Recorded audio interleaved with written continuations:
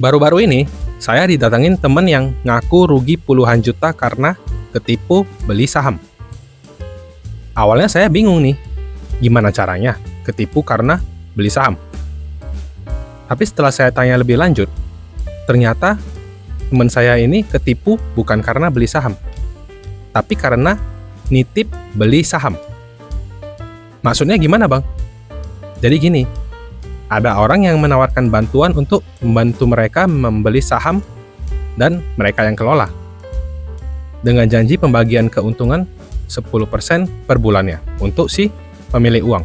Dalam kasus ini, teman saya. Jadi, tugas teman saya ini sebagai pemilik uang, cukup memberikan uangnya untuk dikelola oleh mereka. Terus janjinya, lo duduk santai aja deh di rumah, nungguin pembagian hasil aja. 10% per bulan, seperti yang dijanjikan di awal. Enak gak? Enak dong. Misalnya nih, kalian punya uang 50 juta dan dititipkan ke orang tersebut. Kalian bakal nerima tuh 5 juta per bulan dan gak perlu ngapa-ngapain. Ada yang tertarik? Nanti dulu. Kelanjutannya, teman saya nih, awalnya nerima keuntungan 10% yang dijanjikan sebanyak 2 kali, alias 2 bulan pertama.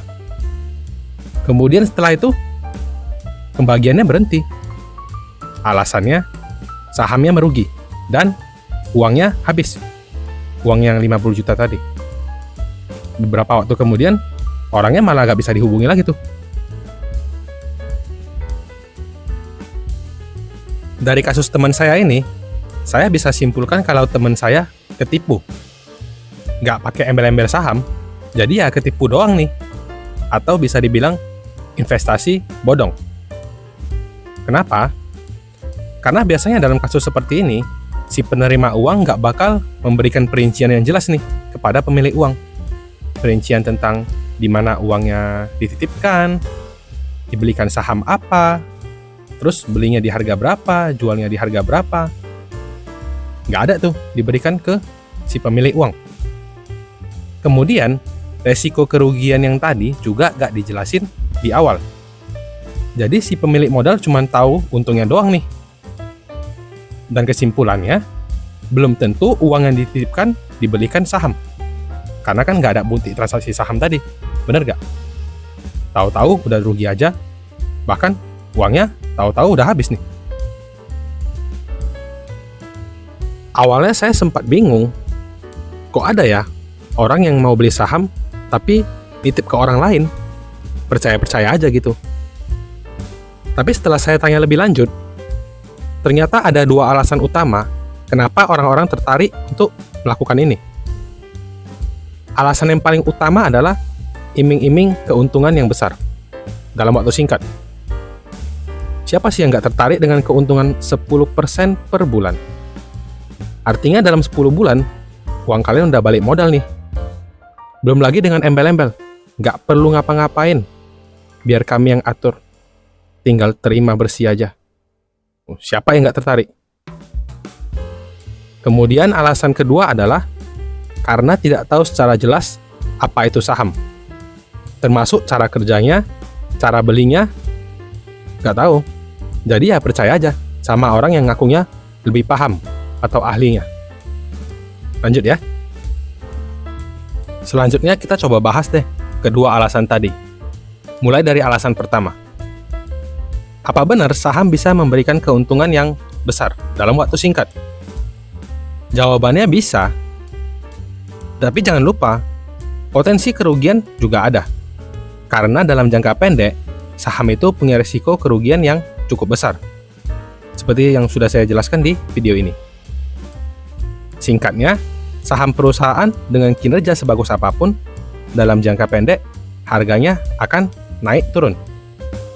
Dan hal ini sebenarnya wajar ya, karena dalam jangka pendek, harga saham itu digerakkan oleh penawaran dan permintaan. Jika permintaan tinggi atau banyak peminatnya, maka harganya akan naik. Sebaliknya, jika penawarannya tinggi, maka harga akan turun. Jadi bisa kita simpulkan, dalam jangka pendek alias 1 bulan, untuk mendapatkan keuntungan 10% itu cukup sulit. Apalagi nih, janjinya konsisten tuh 10% per bulannya. Bakalan makin sulit, karena kan masih ada resiko penurunan tadi. Bener gak? Kemudian alasan kedua adalah karena tidak memahami dengan baik apa itu saham. Jadi percayakan aja sama orang yang ngakunya lebih paham. Di video kali ini, saya gak akan jelasin ya apa itu saham, karena kalau dijelasin, bakalan panjang banget video hari ini. Tapi mungkin nanti saya akan buatkan video khusus untuk kalian yang membahas apa itu saham secara lengkap dari awal. Tapi yang harusnya kalian sadari nih, sebagai pembeli, seharusnya kalian juga berhak tuh memutuskan kapan harus beli sesuatu, apa yang harus dibeli, dan di harga berapa kalian mau belinya. Artinya keputusan seharusnya ada di tangan kalian, bener gak? Bukan di tangan orang lain. Dan kalau kalian gak paham, menurut saya solusinya bukan percayakan ke orang lain, tapi kalian yang harus belajar biar paham. Kalau kalian tertarik ya berinvestasi di bidang tersebut. Tapi kalau kalian tertarik, tapi gak punya keinginan untuk belajar, saran saya lebih baik kalian tunda dulu niat kalian berinvestasi.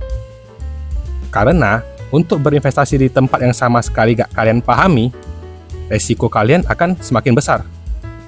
Bahkan bisa-bisa nih, kalian bakalan ketemu tuh sama investasi bodong semacam ini. Kemudian ciri-ciri investasi bodong itu apa aja sih Bang? Sebenarnya ada banyak. Tapi setelah saya rangkum, ada 6 nih ciri-ciri investasi bodong yang menurut saya paling sering dijumpai oleh calon-calon investor. Ciri-ciri yang pertama adalah menjanjikan keuntungan yang nggak masuk akal. Masih sama ya dengan pembahasan kasus teman saya tadi, keuntungan 10% per bulan yang dijanjikan juga bisa dikatakan kurang masuk akal. Karena ya, sama-sama kita ketahui yang udah kita bahas, harga saham di pasar saham dalam jangka pendek, yaitu 1 bulan, sangat fluktuatif. Bisa naik, bisa turun. Jadi, keuntungan 10% ya bisa, tapi konsisten setiap bulan? Belum tentu kan? Karena kan masih ada resiko kerugian saat harga sahamnya turun. Bener gak? Kemudian ciri-ciri yang kedua nih, keuntungan yang dijanjikan biasanya didapatkan dengan durasi yang singkat. Nah, masih terkait dengan ciri-ciri yang pertama nih, dalam investasi bodong, biasanya keuntungan yang dijanjikan itu memang besar dan singkat. Tujuannya ya jelas untuk menarik minat para calon korbannya nih. Siapa sih yang nggak tertarik? Keuntungan besar dalam waktu yang relatif singkat. Nah, yang menjadikan hal ini nggak masuk akal adalah saham dalam jangka pendek sama-sama kita ketahui harganya sangat fluktuatif, alias nggak bisa ditebak. Bisa naik, bisa turun. Kalau kalian dijanjikan keuntungan yang konsisten setiap bulannya dari saham, saat sahamnya turun dan merugi, asal keuntungan kalian dari mana dong? Kan lagi rugi. Bener gak? Ciri-ciri ketiga adalah klaim tanpa resiko. Nah, ini juga sering kita jumpai tuh di investasi bodong, manapun. Pelaku investasi bodong biasanya tidak menyertakan resiko ketika mengajak calon korban itu untuk bergabung. Bahkan, ada yang berani mengklaim tanpa resiko. Seharusnya aneh sih bagi kita calon investor. Karena seperti yang saya selalu katakan, investasi itu selalu memiliki resiko, sekecil apapun. Jadi pesan itu yang harus kalian ingat ya. Lagian nih, kalau kalian membeli saham dengan nitip orang, selain resiko kerugian, kalian juga punya resiko tambahan, yaitu resiko ketipu. Jadi resikonya semakin besar tuh. Bener gak? Ciri-ciri yang keempat adalah terdapat skema perekrutan. Ini yang cukup menarik. Ketika saya ngobrol dengan teman saya tentang program investasi yang mereka ikuti, ternyata di program investasi tersebut juga terdapat istilah bonus perekrutan. Jadi begini, jika kita sebagai investor bisa mengajak investor lain untuk bergabung, maka kita juga mendapatkan sebagian keuntungan nih dari hasil mengajak orang lain bergabung tersebut. Karena itu, biasanya korban yang kita kenal itu gak cuma 1 orang.